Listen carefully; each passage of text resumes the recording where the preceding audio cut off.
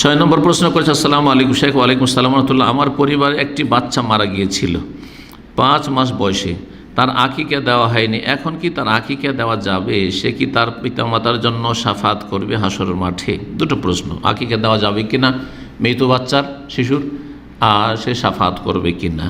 আকিকা সম্পর্কে বলেছেন ওলামায়ে কেরামগণ, যারা ফকাহা ফিকহ নিয়ে আলোচনা করেছেন, যে আকিকার হায়াত মতের সাথে কোনো সম্পর্ক নেই। ভূমিষ্ঠ হলেই হলো, বাচ্চা ভূমিষ্ঠ হয়েছে, তারপর বাঁচুক আর না বাঁচুক আকিকা দিতে পারেন আপনি। যদি মারা গেল 7 দিনের আগেও যদি মারা, যদিও 7 দিনের সুন্নত, 7 দিন পাননি তারপরেও মারা গেছে, দিতে পারেন আপনি।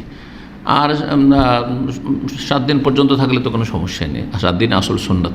অনেক সময় দেখা যায় যে 7 দিনে করেনি, সুন্নত আদায় করতে পারেনি, তারপরেও অধিকাংশ ওলামাদের কাছে করা যাবে, অধিকাংশ ওলামাদের কাছে করা যাবে, সুন্নতের খেলাফ শুধু হবে। সুতরাং তারপরে যদি বেঁচে না থাকে, 6 মাস ছিল, 1 বছর ছিল, আর তারপরে বাঁচেনি, আর পরে ভাবছেন যে বাচ্চাটার আমি তো আকিকা দিইনি, তো এখন দিয়ে দেবো, দিতে পারেন, কোনো অসুবিধা নেই। হায়াত মতের সাথে আকিকার কোনো সম্পর্ক, বেঁচে থাকুক আর নাই থাকুক আকিকা দিতে পারবেন। জি, আল্লাহু আলাম। 2 নম্বর প্রশ্ন, শাফাত। হ্যাঁ, সুপারিশ করবে।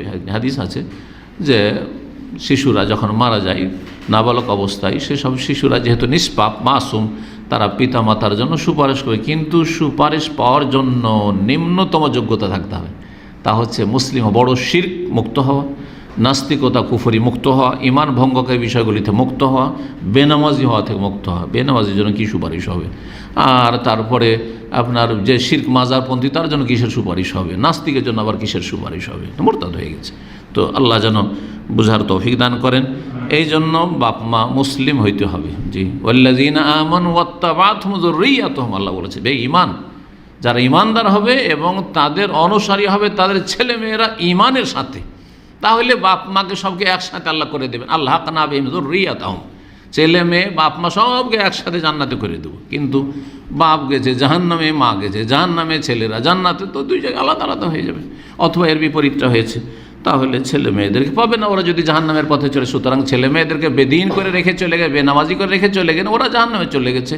আর আপনি হয়তো দায়িত্ব পালন করেছেন, কিন্তু সেইভাবে হয়তো দায়িত্ব পালন হয়নি, তাহলে তার জন্য একটা শাস্তি ভোগ করতে হবে। অথবা দায়িত্ব পালন অনেকে করেছেন, কিন্তু বড় হওয়ার পরে ছেলেরা শুনেনি, বেনামাজি হয়ে গেছে, তখন আপনার আর কোনো দায়িত্ব নেই।